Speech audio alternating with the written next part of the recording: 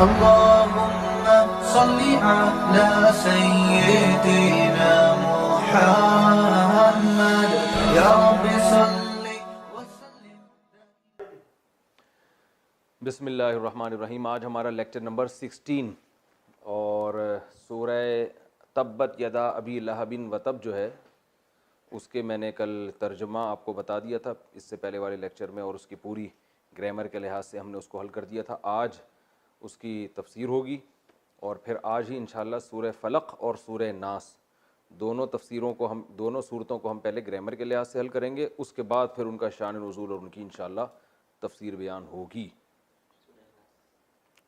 پہلے سورہ اخلاص، اس کے بعد سورہ فلق سورہ ناس. تو تبت یدا ابی لہب وتب، ابو لہب بہت بڑا دشمن تھا اسلام کا. اچھا، یہ جو میں آپ کو صورتوں کی تفسیر بیان کر رہا ہوں نا، بہت زیادہ ڈیٹیل میں نہیں، اتنی تفسیر جس سے وہ صورت آپ کو نماز جب کوئی پڑھے تو آپ کو صورت سمجھ میں آئے. ورنہ تفسیروں میں اگر ایک صورت کی تفسیر اور اس میں علمی نکات، اور پھر وہ تو میرے ویسے ہی اتوار کے اور آج کل تراویح کے بعد کے جو میرے بیانات ہو رہے ہیں اس میں ایک آیت پہ میں ایک گھنٹہ بیان کر دیتا ہوں، تو وہ طرز یہاں پر نہیں ہوگا. یہاں ٹو دا پوائنٹ بات ہوگی، ٹھیک ہے نا. ہم نے اس آیت کو اور ان آیتوں کو فوکس کرنا ہے جو قرآن کی آیتیں ہیں، ان کو ہم نے فوکس کرنا ہے. اس سے کیا کیا اسباق مل رہے ہیں، موٹے موٹے اسباق تو بتاؤں گا، ان کے زیادہ ڈیٹیل میں نہیں جاؤں گا میں.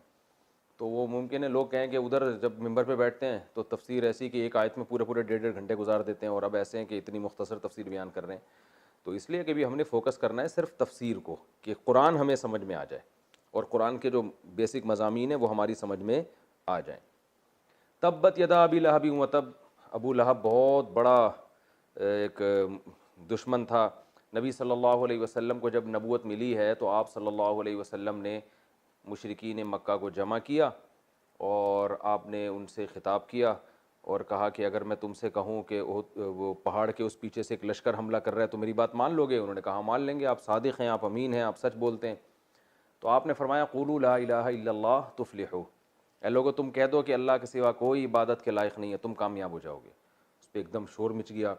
تو ابو لہب نے کہا تبا لک یا محمد صلی اللہ علیہ وسلم، تبا یعنی ہلاک ہو جاؤ، اے محمد صلی اللہ علیہ وسلم معاذ اللہ آپ تباہ ہو جائیں، آپ ہلاک ہو جائیں.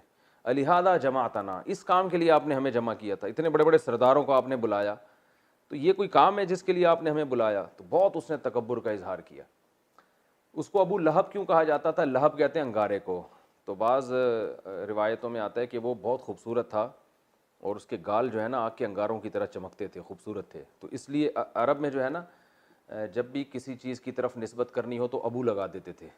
تو ابو کا معنی صرف ابو ہی نہیں ہے بلکہ والا بھی ہے. جیسے حضرت ابو ہریرہ بلی کے بچوں کو کہتے ہیں تو بلی والے، تو بلیاں پالتے تھے وہ، تو ابو ہریرہ. بکر اونٹ کو بھی کہتے ہیں، حضرت ابو بکر اونٹ چرایا کرتے تھے تو ان کا نام پڑ گیا ابو بکر. تو اسی سے اس کا نام پڑ گیا تھا ابو لہب، انگارے والا. بعض نے یہ بھی کہا کہ اللہ نے جب اس کو یعنی جہنم کی وعید سنائی ہے تو پھر ابو لہب کہا جانے لگا، لیکن پہلا قول زیادہ صحیح معلوم ہوتا ہے کیونکہ جب یہ صورت نازل ہوئی تو وعید تو اس کے بعد آئی نا، تو پہلے سے اس کا ابو لہب کہا جا رہا ہے اس کو. تو جب اس نے یہ کہا تبا لک یا محمد صلی اللہ علیہ وسلم، آپ ہلاک ہو جائیں، تو آپ کو بڑی تکلیف ہوئی ہے. تو آپ صلی اللہ علیہ وسلم پر پھر یہ صورت نازل ہوئی اور اللہ نے فرمایا تبت یدا ابی لہب، ابو لہب کے ہاتھ ٹوٹ گئے، برباد ہو گئے. وہ ہاتھ ٹوٹنا کنایا ہوتا ہے انسان کے مرنے سے، کیونکہ انسان اپنے ہاتھوں سے عمل کرتا ہے اور اس عمل کی وجہ سے برباد ہوتا ہے. تو اللہ نے فرمایا تو پہلے تو اس کے ہاتھ برباد ہوئے، تو ہاتھ کنایا ہوتا ہے پوری باڈی سے. تبت یدا ابی لہب، ابو لہب کے ہاتھ ٹوٹ گئے، وتب اور خود بھی وہ برباد ہو گیا. ما اغنا عنہ مالہ، نہیں کام آیا اس کا مال، وما اور وہ چیز بھی کام نہیں آئی کسب جو اس نے کمایا تھا. تو مال اور اس کا جو پروفٹ ہے جو تجارت میں وہ لگا کے پروفٹ حاصل کرتا تھا، نہ اصل مال کام آیا نہ اس کا سرمایہ. ہلاکت ہوا. کیسے ہلاکت ہوئی؟ ایک طاعون کی بیماری پھیلی اور ابو لہب کو وہ طاعون کی جو ہے نا وہ پھنسی نکلی ہے، اور طاعون جب ہوتا تھا تو پھر لوگ ایک دوسرے سے دور بھاگتے تھے.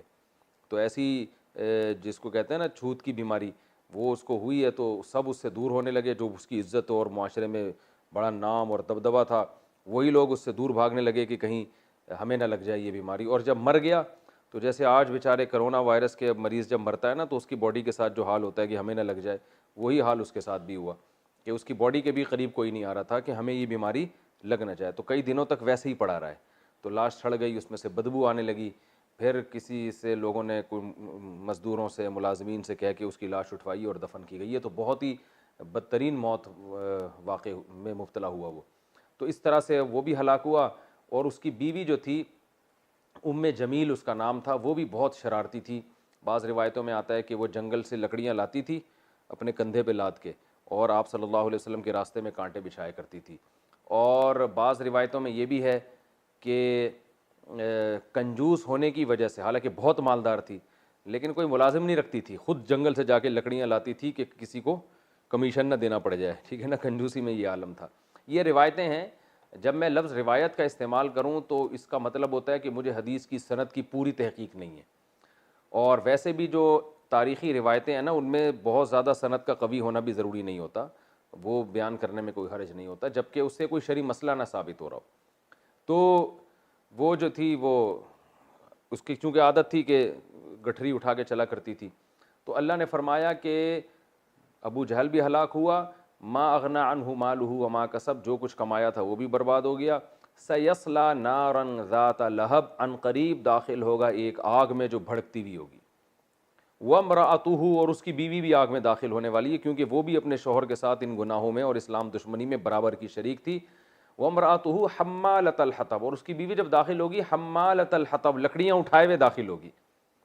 اب اس میں بعض روایتوں میں آتا ہے کہ اس لیے لکڑیاں اٹھائے ہوئے داخل ہوگی کہ وہ ایک روایت میں آتا ہے کہ وہ لکڑیاں لے کے آ رہی تھی اور وہی پھندا اس کے گلے میں پھنسا اور لکڑیاں پیچھے کو گئیں تو گلا گھٹ کے وہیں موت واقع ہو گئی، تو کیونکہ اسی حال میں موت ہوئی تھی تو اللہ اسی حال میں اس کو اٹھائیں گے اور اسی حال میں جہنم میں بھیجیں گے۔ اور بعض نے کہا کہ حمالۃ الحطب کے لفظی معنی تو لکڑیاں اٹھانا ہے، لیکن یہ چغلی سے بھی کنایا ہے، عربی میں چغل خور کو بھی حمالۃ الحطب کہتے ہیں، اس لیے کہ حطب کہتے ہیں جو جنگل میں لکڑیاں، ہر طرح کی لکڑیاں اٹھاتا ہے، تو چغل خور بھی کیا کرتا ہے، بہت سارا جو غیبتیں کر کر کے نا لوگوں کی ادھر ادھر کی برائیاں کر کے بہت سارا گناہوں کا بوجھ اپنے کندھے پہ ڈال لیتا ہے، تو اس کو بھی یہ کہا جاتا ہے کہ لکڑیاں اٹھانے والا، بوجھ اٹھانے والا، تو چغل خور سے بھی کنایا ہے یہ لفظ، تو یا تو وہ لکڑیاں اٹھانے والی تھی یا چغلیاں کرتی تھی، اس لیے قرآن نے اس کو حمالۃ الحطب کہا۔ لیکن اسی صفت کے ساتھ اگر حمالۃ الحطب کا مطلب ہم چغل خور کرتے ہیں تو اس کا مطلب ہے کہ جب وہ جہنم میں داخل ہوگی تو اس صفت کے ساتھ داخل ہوگی، یعنی اس کا شمار چغل خوروں میں ہوگا، تو لکڑیاں اٹھا کے نہیں داخل ہوگی بلکہ چغل خوروں میں شمار ہوگا، اور یہ چغلیوں کا بوجھ اس نے اپنے کندھے پہ اٹھایا ہوا ہوگا اور وہ جہنم کی آگ میں داخل ہو رہی ہوگی، کیونکہ اس نے چغلیاں لگا لگا کے بہت فساد مچایا تھا۔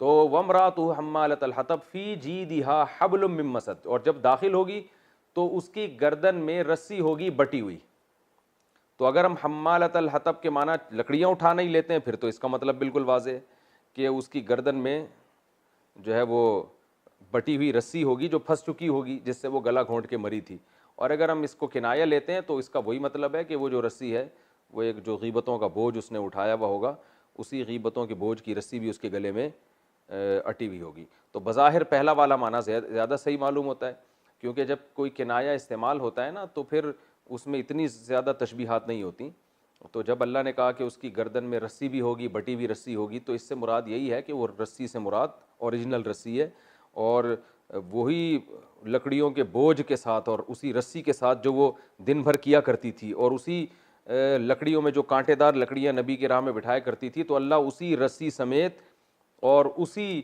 گٹھریوں سمیت اس کے کندھے پہ رکھیں گے جو اس کا دن بھر کی ایکٹیویٹی تھی، اور اسی کے ساتھ اللہ تعالیٰ اس کو جہنم میں داخل کریں گے۔ تو یہ اس صورت کی مختصر تفسیر تھی۔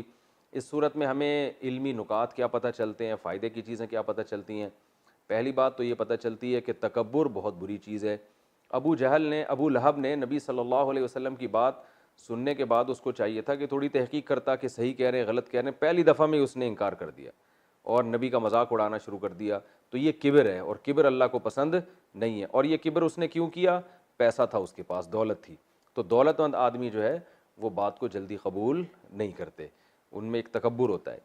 تو پہلا نقطہ کیا پتہ چلا؟ تکبر بری چیز ہے، انسان کو حق سے روکتی ہے۔ دوسرا، اکثر دولت جو ہے انسان کو متکبر بناتی ہے، کیونکہ اللہ کہہ رہا ہے کہ وہ اپنے مال کی وجہ سے نبی کی بات نہیں مانی نا. نبی مسکین شمار ہوتے تھے, غریب شمار ہوتے تھے, ابو لہب مالدار تھا, اس نے کہا میں ان کی بات کیوں مانوں. تو اللہ نے فرمایا کہ یہی مال اس کے کام نہیں آئے گا. تو پہلی بات پتہ چلی تکبر بری چیز ہے. دوسری بات پتہ چلی دولت اکثر تکبر کا ذریعہ بنتی ہے. تیسری بات پتہ چلی کہ بعض دفعہ اللہ تعالیٰ کسی بڑے آدمی کو دنیا میں ایسی سزا دیتے ہیں کہ عبرت کا نشان بن جاتا ہے. جیسے وہ ایسی وبائی بیماری میں آیا کہ لوگ اس سے جان چھڑا رہے ہیں. اس کا یہ مطلب نہیں ہے کہ کوئی بھی وبائی بیماری میں مبتلا ہو. جیسے آج بہت سے نیک لوگ بھی ہیں, بزرگ ہیں, کرونا وائرس میں انتقال ہو رہا ہے, ان کی باڈی کو بھی کوئی ہاتھ نہیں لگا رہا, تو اس سے یہ نہیں ثابت ہوتا کہ وہ معاذ اللہ برے آدمی تھے. تو ایک ہی چیز ایک شخص کے حق میں آزمائش ہوتی ہے, ایک شخص کے حق میں اس کے درجات کی بلندی کا ذریعہ ہوتی ہے. بعض بڑے بڑے بزرگ ہیں, نیک لوگ ہیں, وہ مرتے ہیں, اب وہ ایسی بیماری میں موت ہوئی کہ کوئی قریب ہی نہیں آ رہا ان کے, ہمیں بیماری نہ لگ جائے. تو یہ اللہ کی طرف سے ایک ان کے درجات بلند کرنے کا ذریعہ ہے. میں اس کو ایک مثال سے سمجھاتا ہوں کہ ہم نے ایسے کئی واقعات سنے ہیں بہت معتبر ذرائع سے کہ قبر میں کسی میت کو رکھا گیا اور میت کو قبر نے باہر پھینک دیا گناہوں کی وجہ سے نا, قبر قبول نہیں کر رہی. ایسے بہت واقعات ہوئے ہیں, متواتر واقعات ہیں. میں نے بھی ایک بیان میں واقعہ سنا ہے جو بہت ہی کسی قریبی نے مجھے سنایا تھا واقعہ, کہ ان کے گاؤں میں ایسا واقعہ ہوا, قبر میں ڈال رہے ہیں اور قبر باہر نکال کے پھینک دیتی ہے. تو یہ بھی ایسے واقعات ہوتے ہیں. لیکن عبداللہ بن مبارک کے دور میں واقعہ ہوا, ایک شہید تھے, ان کو دفنایا گیا تو قبر باہر نکال کے پھینک دیتی تھی. لوگ پریشان ہوئے کیا مسئلہ ہے. عبداللہ بن مبارک رحمہ اللہ تعالیٰ کی کتاب میں یہ واقعہ ذکر ہے. تو جب اس شہید کے گھر پہنچائے گئے, دیکھا کہ بھئی یہ تو کیا مسئلہ ہے, اس کو قبر نصیب ہی نہیں ہو رہی, کوئی گناہ تو نہیں تھا. انہوں نے کہا کہ نہیں, یہ بہت نیک تھا, یہ دعا کرتا تھا اللہ مجھے ایسی شہادت ملے کہ میری جسم کو نا پرندے کھائیں, اور قیامت کے دن جب میرا حشر ہو تو پرندوں کے پیٹ اور درندوں کے پیٹ سے میرا حشر ہو. تو پوچھے کہ یہ ایسا کیوں ہو رہا ہے, قبر سے کیوں نہیں اٹھ کے آ رہے, تو میں کہوں اللہ یہ تیری راہ میں ہوا ہے, تو اس لیے اس کو قبر نصیب نہیں ہو رہی, اس کو باہر چھوڑ دو, اس کو درندے کھائیں گے. تو اب دیکھیں وہی چیز ایک شخص کے حق میں شہادت کا اعلیٰ مرتبہ ہے اور ایک کے حق میں وہ اللہ کا عذاب ہے. تو عمل اصل چیز ہے, اصل چیز ہے عمل. نبی نے فرمایا نا طاعون جب پھیلتا ہے تو عذاب ہے, لیکن یہی ایمان والوں کے حق میں کیا ہے, رحمت ہے. تو اب کوئی نیک آدمی کا انتقال ہوا, اس بیچارے کے ساتھ ایسا لوگ سلوک کر رہے ہیں, تو یہی چیز اس کے اور درجات میں بلندی کا ذریعہ بنے گی. اللہ کہیں گے تمہارے عمل اچھے تھے اور تمہیں عزت کے ساتھ دفن نہیں کیا گیا, تو اس کا میں تمہیں نعم البدل دوں گا. لیکن بعض دفعہ گناہوں کی وجہ سے عزت کے ساتھ دفن نصیب نہیں ہوتا, اس کی وجہ گناہ ہوتے ہیں. تو ابو لہب جو تھا اس کو عزت کی موت اور عزت کے ساتھ دفن نصیب نہیں ہوا. تو یہ اس لیے نہیں کہ درجات بلند ہو, بلکہ اللہ نے دنیا میں عبرت کا نشان بنا دیا کہ جو کبر تھا آج میں نے اس کا تکبر توڑ دیا ہے. تو اصل مدار اعمال پر ہے. یہ تیسری نقطہ پتہ چلا. اور چوتھا نقطہ جو ہے نا, قرآن سے دوسری جگہ پر پتہ چلتا ہے کہ جو میاں بیوی کا رشتہ ہے نا, اگر یہ دنیا میں نیک اعمال اختیار کرتے ہیں تو جنت میں بھی اکٹھے ہی داخل ہوں گے, اور جب دنیا میں دونوں اکٹھے برے ہیں تو جہنم میں بھی اکٹھے ہی اللہ داخل کرے گا. احشر الذین ظلموا وازواجہم وما یعبدون. اللہ نے فرمایا, قرآن میں دوسرے مقام پر آتا ہے سورہ صافات میں, کہ جو ظالم لوگ تھے ان کو ان کی بیویوں سمیت جہنم میں داخل کرو. تو چونکہ یہ رشتہ ایسا ہے نا, دنیا میں ساتھ رہتے ہیں, تو بعض میاں بیوی ایسے ہوتے ہیں ان میں آپس میں ذہن بہت ملتا ہے. تو بعض کا اچھی چیزوں میں ملتا ہے, بعض کا بری چیزوں میں ملتا ہے, اور بعض کا ملتا ہی نہیں ہے, جو کہ آج کل زیادہ تر ایسے ہی چل رہا ہے مارکیٹ میں. تو جن کا اچھی چیزوں میں ملتا ہے وہ رات کو تہجد بھی اکٹھے پڑھ رہے ہوتے ہیں, اور ایک تبلیغ میں بھی اکٹھے جا رہے ہوتے ہیں, خیر میں بھی. دیکھا ہے ہم نے معاشرے میں ایسے میاں بیوی کو, بہت تھوڑے سے ہی ہو گئے ہیں لیکن بہرحال ہوتے ہیں, کہ جو ان کی ایک ہی موٹیو ہوتا ہے, ایک ہی سوچ ہوتی ہے, اسی کو سامنے رکھ کر اپنے بچوں کی تربیت کر رہے ہوتے ہیں, اسی کو سامنے رکھ کر دین کی تبلیغ کر رہے ہوتے ہیں, ایک دوسرے میں معاون مددگار بنتے ہیں. تو جب یہ جنت میں جائیں گے تو اللہ کہے گا جنت میں بھی اکٹھے ہی داخل ہو. تو اور اسی طرح بعض ہوتے ہیں جو اسلام کے خلاف سازشیں کر رہے ہوتے ہیں, برائی کر رہے ہوتے ہیں, دونوں اس برائی میں برابر کے شریک ہوتے ہیں. تو ابو لہب اور اس کی بیوی کی ایک ہی موٹیو تھا, ایک ہی ہدف تھا, ایک ہی ویژن تھا کہ بھائی کسی طرح اسلام کو ختم کیا جائے. تو اللہ فرماتے ہیں ایک ہی ویژن تھا نا, دنیا میں اکٹھے رہتے تھے تو آگ میں بھی اکٹھے ہی داخل ہو گئے. اور بعض ایسے ہوتے ہیں کہ اگلے کا ویژن کچھ اور ہوتا ہے, دوسرے کا ویژن کچھ اور ہوتا ہے. جیسے کہ مارکیٹ میں زیادہ تر اسی طرح کے میاں بیوی آج کل ہیں کہ وہ اپنے بچوں کو کچھ بنانا چاہ رہا ہے, وہ کچھ اور بنانا چاہ رہی ہے. ایک چاہتا ہے کہ میرے بچے ماڈرن بنے, بیوی چاہتی ہے کہ نہیں وہ انسان کے بچے بنے, ٹھیک ہے نا. تو دیکھنے سے لگے کسی مسلم خاندان کے. بعض دفعہ بیوی چاہ رہی ہوتی ہے کہ یہ برے ہوں, وہ ماڈرن بنانا چاہتی ہو اپنی بیٹیوں کو, باپ چاہ رہا ہوتا ہے یہ حیادار بنے. جب ایسی سیٹنگ آؤٹ ہوگی تو پھر دونوں کا حساب کتاب الگ الگ ہوگا. تو یہ ہمیں جو ہے نا سورہ لہب سے اسباق ملتے ہیں. آگے سورہ فلق ہے, پہلے ہم اس کو سورہ اخلاص ہے, ہم پہلے اس کو انشاءاللہ گرامر کے لحاظ سے حل کرتے ہیں, اس کے بعد اس کی مختصر تفسیر. سورہ اخلاص, قل هو اللہ احد. یہ کیوں نہیں لکھ رہا بھائی, اس کو کیا ہو گیا؟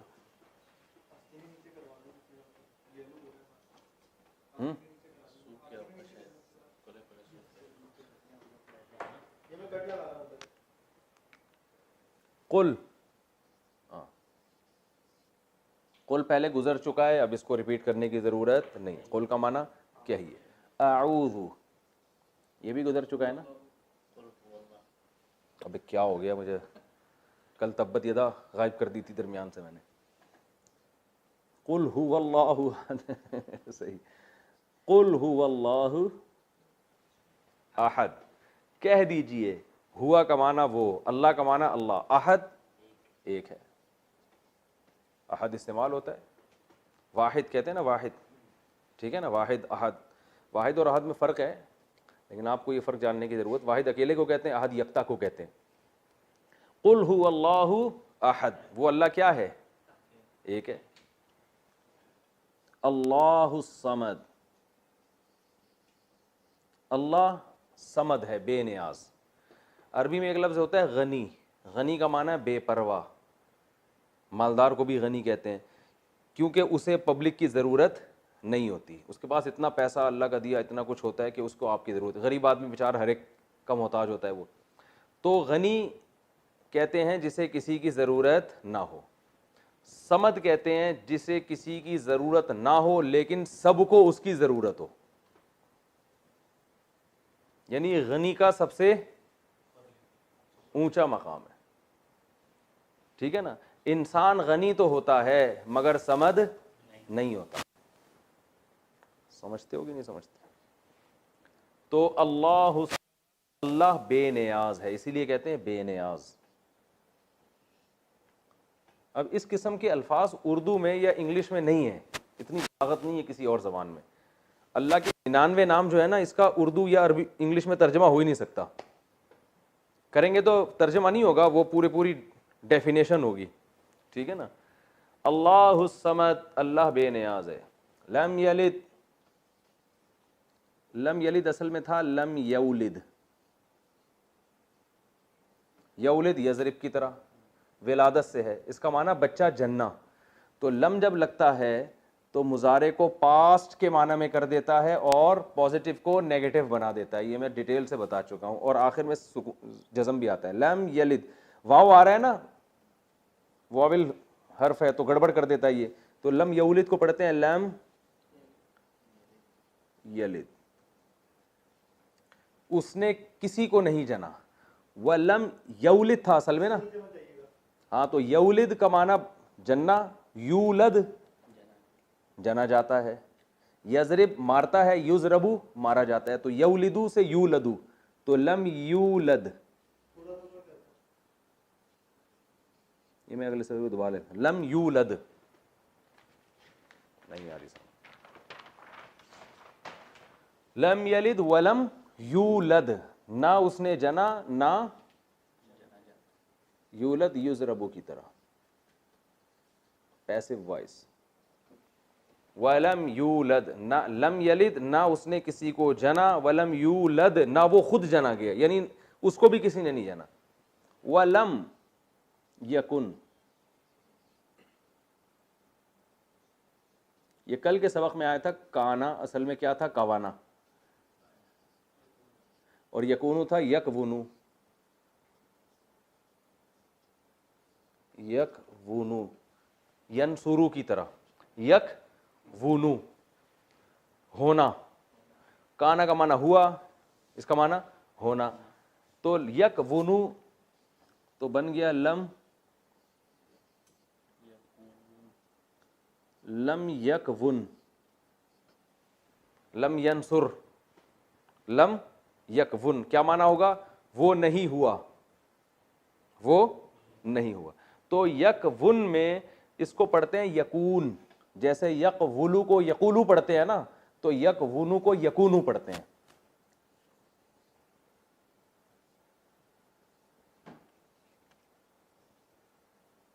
صاف لکھ دیتا ہوں،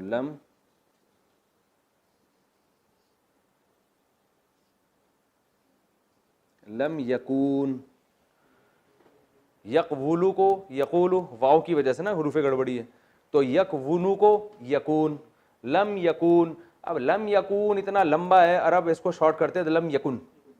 کیا پڑھتے ہیں؟ لم. ہر زبان میں ایسے شارٹ الفاظ کو شارٹ کیا جاتا ہے نا. جیسے عربی میں کہتے ہیں عیش، اصل میں تھا ایو شیئن، کہتے ہیں عیش. انگلش میں بھی بہت ہیں ایسے. انگلش میں کوئی مثال دو. He can not go. اب ہم جو جیسے پینڈو لوگ جب انگلش بولتے ہیں ہی کین ناٹ گو، قلقلے پورے کر رہے ہوتے ہیں. Do you have a apple,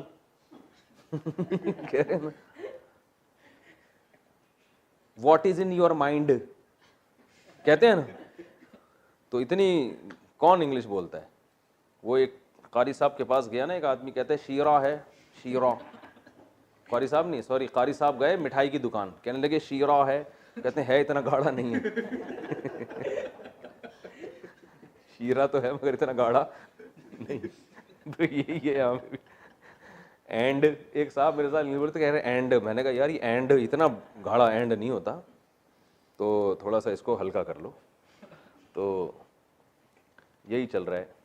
لم یکون کو عرب نے کیا بنا دیا؟ لم یکن. اور کوئی اچھی مثالیں دو یار شارٹ کی. کانٹ بولتے ہیں can not, I can not, I can't. American کہتے ہیں آئی وانٹ ٹو گو کو I wanna go. It isn't possible for me to do this کہتے ہیں نا.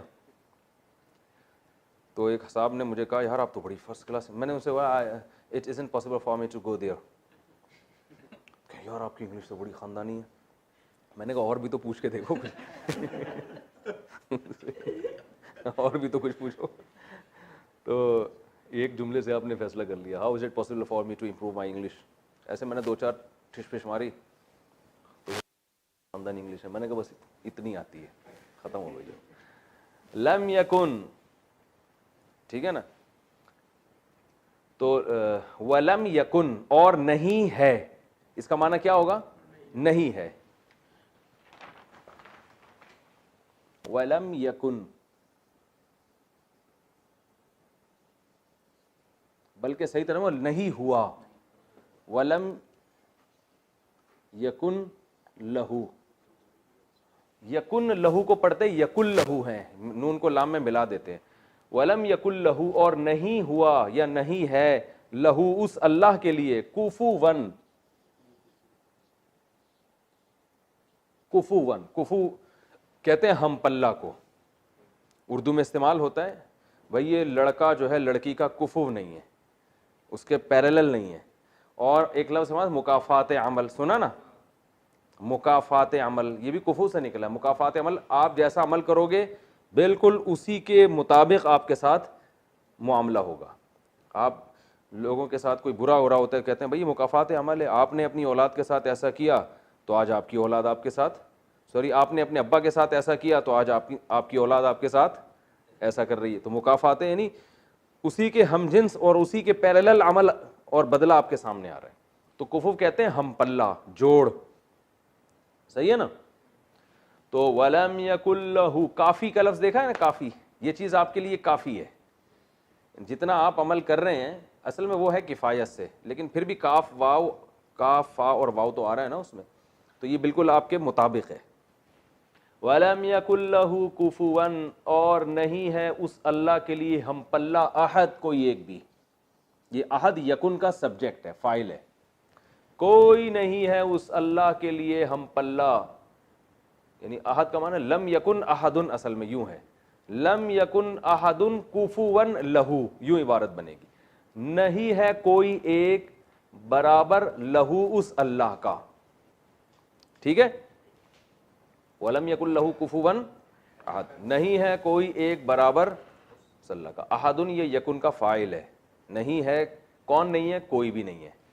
اس اللہ کے لیے ہم پلہ، یعنی اس اللہ کا ہمسر کوئی بھی نہیں.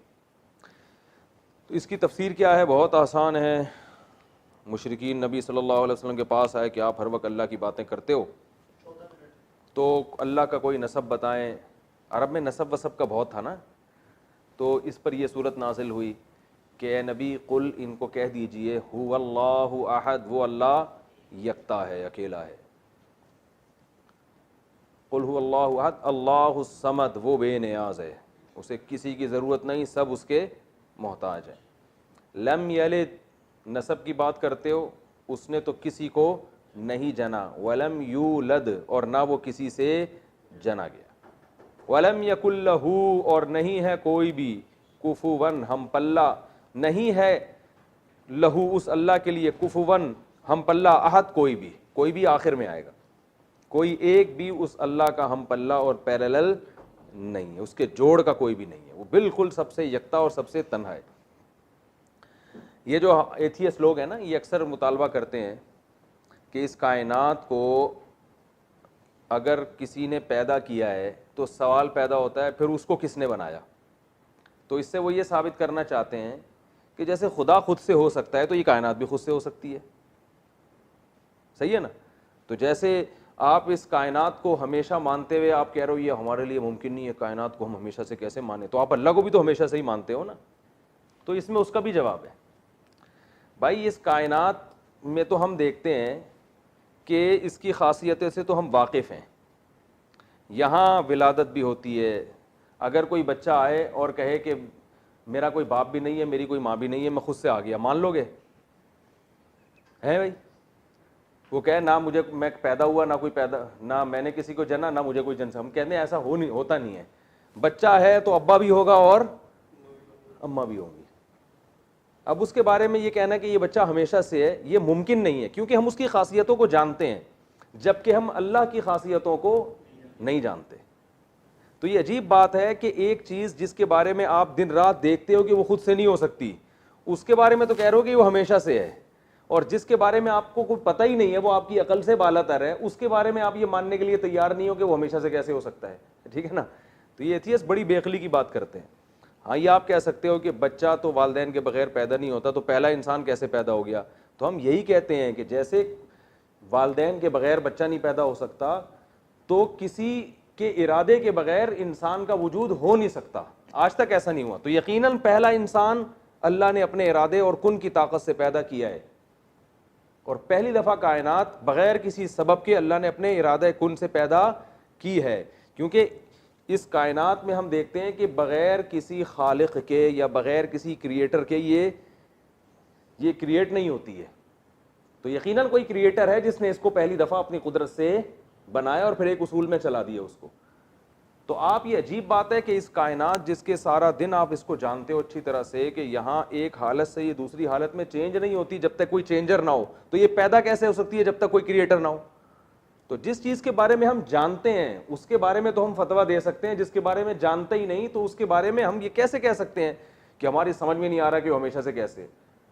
تو آپ کی سمجھ میں اللہ کا نہیں آ رہا ہمیشہ سے کیسے، اور جس کائنات کو آپ جانتے ہو وہ سمجھ میں آ رہی ہے کہ وہ ہمیشہ سے ہے.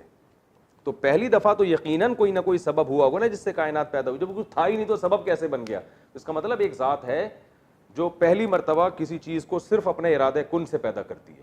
تو انسانیت کی ابتدا پہلی دفعہ جو ہوئی ہے بغیر کسی لاجک کے، نہ کوئی باپ نہ کوئی ماں. اللہ نے اپنی قدرت سے آدم کو بنایا، اپنی قدرت سے اماں ہوا کو بنایا، پھر ان میں جو ہے نا وہ اللہ نے ایسے سافٹ ویئر انسٹال کر دیے کہ ان کے ملاپ سے لڑکا بھی پیدا ہو رہا ہے، لڑکی بھی، اور سب میں یہ وہ سسٹم اللہ نے رکھ دیا. تو پھر اس سے پیدا ہوتے چلے جا رہے ہیں.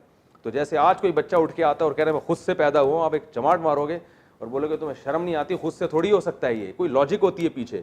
تو بھائی اسی طرح یہ ممکن ہی نہیں ہے کہ ایک انسان تو بغیر اتفاق سے وجود میں نہیں آ رہا، اور پوری کائنات، پوری جو ہے نا وہ سارا سسٹم، سمندر، دریا، پہاڑ، اور جناب وہ الیکٹران، پروٹون، نیوٹرون کا جو ایک پورا سسٹم ہے، اور پھر نظام شمسی اور زمین کا 23 ڈگری جھکنا اور موسم بننا، اور جو ہے وہ پورا ایک سسٹم، بارشیں ہو رہی ہیں، پیداوار اگ رہی ہے. پھر ایک ایک بیج کو دیکھو کتنی عجیب، خربوزے کا بیج دیکھ لو، اسے زمین میں ڈالو، بیل اگتی ہے، خربوزہ پیدا ہوتا ہے، اس میں پھر وہی بیج ہوتا ہے، پھر اسے ڈالو، پھر وہی.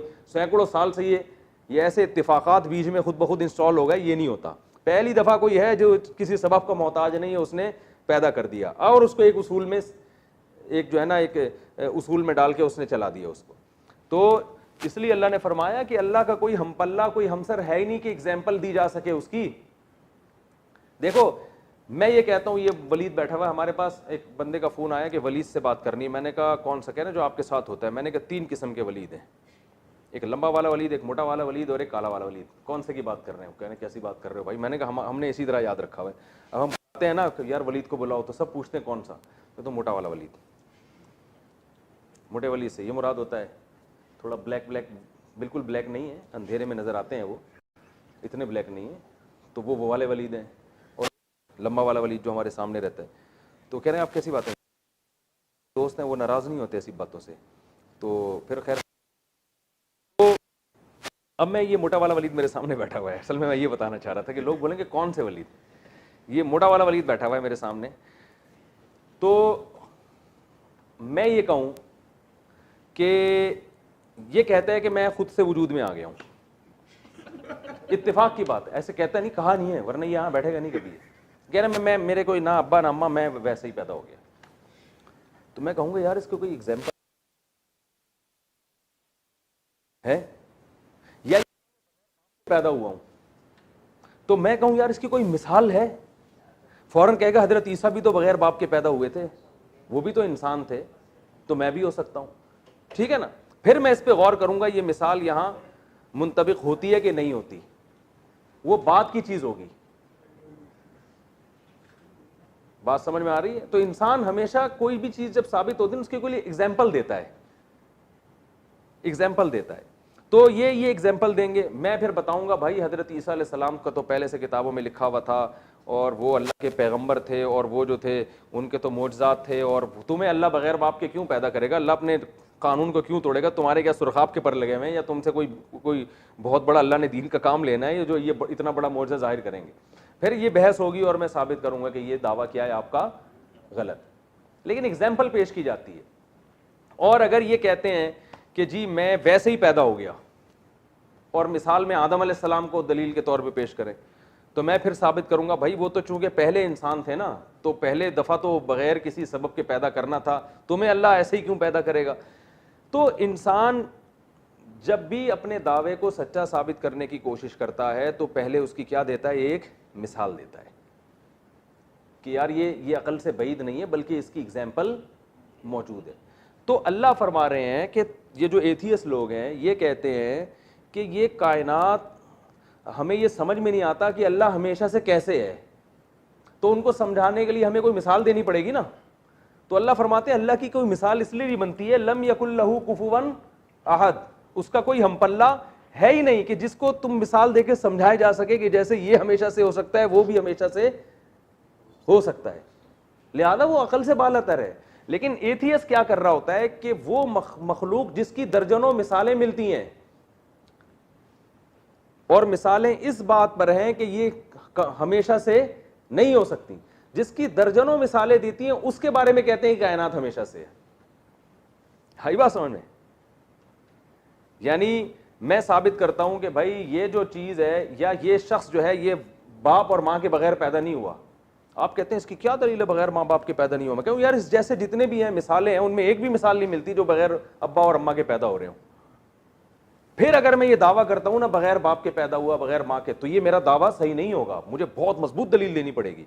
تو ایتھیسٹ کیا کہتا ہے کہ یہ کائنات ہمیشہ سے ہے, جبکہ اس دعوے کو ثابت کرنے کے لیے اسی کائنات کی جتنی مثالیں دی جائیں گی وہ ساری مثالیں ان کے اگینسٹ جا رہی ہیں.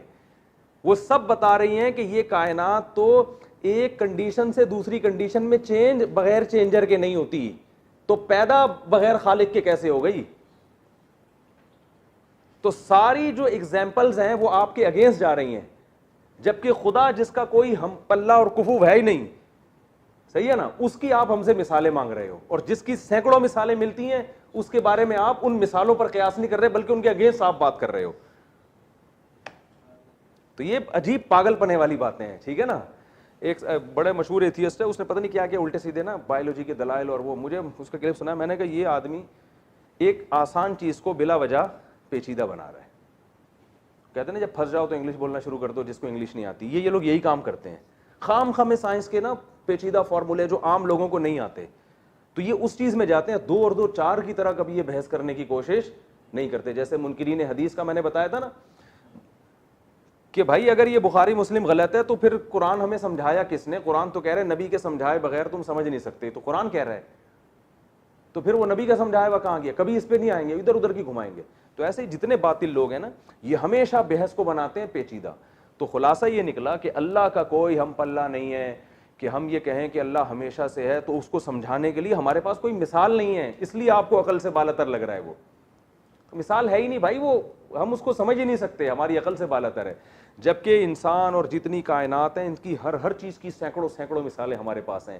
آج اگر یہ دعویٰ کرتا ہے کہ میں بغیر ابا اماں کے پیدا ہو گیا، تو میں کہوں گا یار ہمارے پاس جتنی مثالیں ہیں نا، ابھی جتنے اس روم میں بیٹھے ہوئے ہیں، جتنے تفسیر کے لیکچر سنے، وہ سب آپ کی طرح کے انسان، ایک بھی ابا اماں کے بغیر پیدا نہیں ہوا۔ تو ایتھیس جب یہ کہتا ہے کہ یہ کائنات خود سے وجود میں آئی ہے، ہم کہتے ہیں اس کائنات میں اربوں کھربوں چیزوں میں ایک چیز بھی ایسی نہیں ہے جو خود سے پیدا ہونا تو دور کی بات، پیدا ہو کر اپنی حالت کو چینج کر لے خود سے، ایک بھی مثال نہیں ہے۔ تو مثالوں سے ہم ایک دوسرے پر قیاس کر کے حکم صادر کرتے ہیں کہ جب ایک بھی مثال ایسی نہیں ہے تو پوری کائنات خود سے کیسے وجود میں آ گئی؟ ٹھیک ہے نا؟ تو اس لیے اللہ کو مخلوق پر قیاس نہیں کیا جا سکتا۔ تو وَلَمْ يَكُنْ لَهُ كُفُوًا أَحَدٌ، وہ اللہ ہے کہ اس کا کوئی ہم پلہ نہیں ہے۔ تو یہیں سے ایتھیس کا اور جو خدا کے منکر اور ملحد لوگ ہیں ان کے دعوے کی اور ساری جو ان کی سائنسی تحقیقات ہیں نا، وہ سب یہیں سے تیل ہو جاتی ہیں کہ تم پہلے اللہ کو مخلوق جیسا ثابت کرو، پھر یہ کہو کہ اللہ ہمیشہ سے، ہماری سمجھ میں نہیں آتا۔ وہ اللہ کو کس نے بنایا؟ ہم کہتے ہیں کسی نے نہیں بنایا، وہ ہمیشہ سے ہے۔ کیوں بنائے بغیر کیسے وجود میں آ گیا؟ تو ہم کہتے ہیں واہ، یہ کائنات بنائے بغیر وجود میں آ گئی، جس کو ہم جانتے ہیں اور جس کا کوئی ہم پلہ اور ہمسر ہے ہی نہیں، اس کی کوئی دوسری مثال ہی نہیں ہے، اس کے بارے میں آپ یہ مان نہیں رہے کہ وہ کیسے وجود میں آ گیا۔ تو یہ اس لیے تبھی اللہ نے ان کے لیے جہنم کی آگ رکھی ہے، جو اپنے بنانے والے کا انکار کرتے ہیں۔ تو وَلَمْ يَكُنْ لَهُ كُفُوًا أَحَدٌ، سمجھ میں آ گیا؟ تو سورہ اخلاص کی تفسیر کیا ہے؟ تفسیر بیان کر دیتا ہوں، پھر ہم انشاءاللہ یہ تفسیر ہی بیان کر رہا تھا میں، ٹھیک ہے نا؟ اچھا۔ تو یہ جو ہے اس کے بعد ہم کل انشاءاللہ پھر سورہ فلق اور سورہ ناس پہ چلیں گے۔ تو اللہ تعالیٰ نے یہ جو سورت ہے نا، اس کی بڑی فضیلت ہے۔ رسول اللہ صلی اللہ علیہ وسلم نے فرمایا کہ یہ سورت 1/3 قرآن کے برابر ہے، 1/3، یعنی 3 دفعہ پڑھیں گے تو ایک قرآن پڑھنے کا اجر ملتا ہے۔ اب بعض لوگ یہ اشکال کرتے ہیں پھر پورا قرآن پڑھنے کی ضرورت کیا ہے؟ تو دیکھیں ایک چیز کا ثواب الگ ہوتی ہے، درجات الگ ہوتے ہیں۔ 3 دفعہ سورہ اخلاص پڑھیں گے، قرآن کی تلاوت کا ثواب تو مل جائے گا، لیکن جب قرآن کی تلاوت پوری آپ کریں گے تو اس میں صرف تلاوت کا ثواب نہیں ہے، الگ الگ صورتوں کے پڑھنے کے جو مستقل ثواب ہیں وہ بھی آئیں گے، اس میں خود سورہ اخلاص بھی آئے گی اس کے اندر، اس کا الگ ثواب ہوگا۔ اور جو قرآن پڑھنے سے اللہ کا قرب ملتا ہے اور جو درجات بلند ہوتے ہیں وہ پورا قرآن پڑھنے سے ہی ہوتے ہیں، وہ درجات حاصل نہیں ہوں گے۔ تو مقام اور مرتبہ اور جو بہت فضیلت ملے گی وہ تو پورا قرآن پڑھنے سے، صرف جو نفس ثواب ہے وہ 3 دفعہ سورہ اخلاص پڑھنے سے بھی ملے گا۔ اور حدیث میں سورہ اخلاص کو 1/3 قرآن اس لیے بھی کہا ہے کہ اسلام کے جو بنیادی دعوے ہیں نا وہ 3 ہیں، توحید، رسالت اور جو ہے آخرت۔ ان 3 چیزوں پہ قرآن نے بہت اہمیت سے بات کی ہے، تو ان میں ایک توحید ہے، تو اس لیے گویا 1/3 قرآن ہے یہ۔ تو یہ بالکل ابتدا میں نازل ہونے والی صورتوں میں ہے، اور اس میں عیسائیوں کی بھی نفی کی گئی ہے جو کہتے ہیں عیسیٰ ابن مریم اللہ کے بیٹے ہیں۔ اللہ کا کوئی بیٹا نہیں ہے، وہ بیٹے کے لیے جنس کا ہونا ضروری ہے، باپ کی جو قوم ہوتی ہے وہی بیٹے کی قوم ہوتی ہے، شکل بھی باپ جیسی ہوتی ہے بیٹے کی، تو جنس ایک ہوتی ہے۔ اللہ فرماتے ہیں اس کا تو ہم پلہ کوئی ہے ہی نہیں، وَلَمْ تَكُنْ لَهُ صَاحِبَةٌ، دوسرے مقام پر آتے ہیں اللہ کی کوئی زوجہ نہیں ہے، کوئی بیوی نہیں ہے، وہ سب سے تنہا ہے، بالکل سب سے الگ ہے۔ تو یہ سورت کا بار بار پڑھنا چاہیے، اس کی بڑی فضیلت ہے۔ ایک صحابی نماز میں بہت زیادہ تلاوت کرتے ہیں سورہ اخلاص کی، جب بھی نماز پڑھاتے سورہ اخلاص پڑھتے تو ان کی شکایت کر دی، تو آپ صلی اللہ علیہ وسلم نے ان کو بلا کے پوچھا کیوں بار بار سورہ اخلاص پڑھ رہے ہو؟ آپ نے فرمایا کہ یا رسول اللہ مجھے سورت سے محبت ہے۔ تو پھر آپ نے ان کو خوشخبری دی کہ جنت کی خوشخبری دی کہ جو اس سورت سے محبت کرتا ہے اس کے لیے یہ خوشخبری ہے۔ تو محبت کی وجہ کیا ہے کہ جس کو توحید سے، عقیدہ توحید سے محبت ہوگی اس کو اس سورت سے محبت ہوگی، کیونکہ بار بار وہ کہے گا نا اللہ جیسا کوئی بھی نہیں۔ آج بھی جب کسی کی تعریف کرنی ہوتی ہے تو ہم کہتے ہیں آپ بہت اچھے، آپ یوں، شارٹ میں تعریف یہ آپ تو منفرد ہی ہو، ہٹو بچوں کہہ دیتے ہیں نا بعض دفعہ، بھائی آپ کی تو بات ہی نرالی ہے۔ تو یونیک یا نرالی یا نرالے لفظ لوگ کو پسند آتے ہیں، کہ لوگ یہ کہتے ہیں ہم جتنے ہیں نا تو ہمارے جیسا کوئی دوسرا ہو ہی نہیں سکتا۔ اگر آپ کو آپ بھی بہت اچھے لیکن وہ بھی بہت اچھے ماشاءاللہ، تو اکثر لوگ اس سے خوش نہیں ہوتے۔ ٹھیک ہے نا، بیگم صاحبہ آپ سے کہیں کہ آپ ماشاءاللہ کتنے ہینڈسم اسمارٹ ہیں, اور آپ کے جو دوست ہیں نا وسیم بھائی, وہ بھی ماشاءاللہ بڑے ہینڈسم اسمارٹ ہیں, کیا آپ لگا گے نا یہ غصہ آئے گا آپ کو, بولے گی یا تو میری بھی نہ کرتی, یا آپ بیگم کو کہو بیگم تم ماشاءاللہ بڑی خوبصورت ہو, اور وہ جو انٹی کل آئی تھی نا وہ بھی ماشاءاللہ بہت خوبصورت تھی, یہ نہ کہو کہ آپ سے زیادہ, بس ویسے ہی کہہ دو وہ بھی اچھی تھی, تو بیگم کو غصہ آئے گا کہ نہیں آئے گا؟ جب انسان شرک برداشت نہیں کرتا تو اللہ تو غیرت والا ہے, وہ کیسے برداشت کرے گا؟ تو اس لیے اللہ نے کہا وَلَمْ يَكُنْ لَهُ كُفُوًا أَحَدٌ, کوئی اس کا ہم پلہ کوئی بھی نہیں ہے, اس کا ہمسر کوئی بھی نہیں ہے. اللہ تعالیٰ سمجھنے کی عمل کی توفیق عطا فرمائے. اور موٹے والے ولید